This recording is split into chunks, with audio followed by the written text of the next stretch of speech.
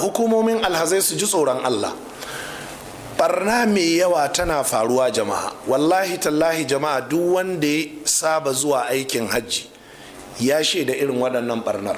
Wallahi jama'a, musamman mu da muke gwamutsuwa cikin alhazai, mu ne musu wa'azozi, wallahi al'azimi jama'a, idanuwanmu sun ga fitintunu waɗanda na rantse da Allah wasu fitintunun ba sa faruwa ma sai a wurin aikin hajji. An ɗibi mata masu ƙarfi da samari masu ƙarfi an kai su an aje su kwana 40 kwana 60 su ci su ƙoshi, iya kwandishin ya hura su su ci mai daɗi, sai ga ba abin da take so sai jima'i, ba abin da yake so sai jima'i. To me kake tunani? Ta ga ba mijinta, shi kuma ya ga gashi nan sun barna iri-iri jama'a, barna iri-iri jama'a.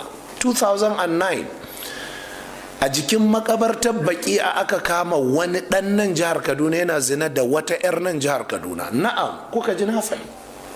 Sai da aka kama su suka yi furuci da kansu a gabanmu, suka yi furuci.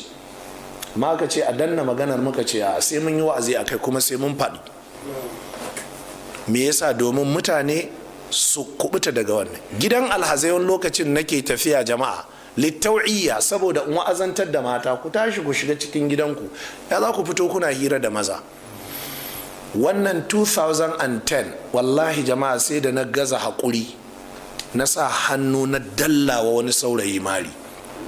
Matar aure ce ne mata magana, tana cewa ka rabu da ni, yana zuwa yana tara gabanta. Na ce malam ka rabu da ita mana. Sai ce ina ruwanka? Na ce da ruwana.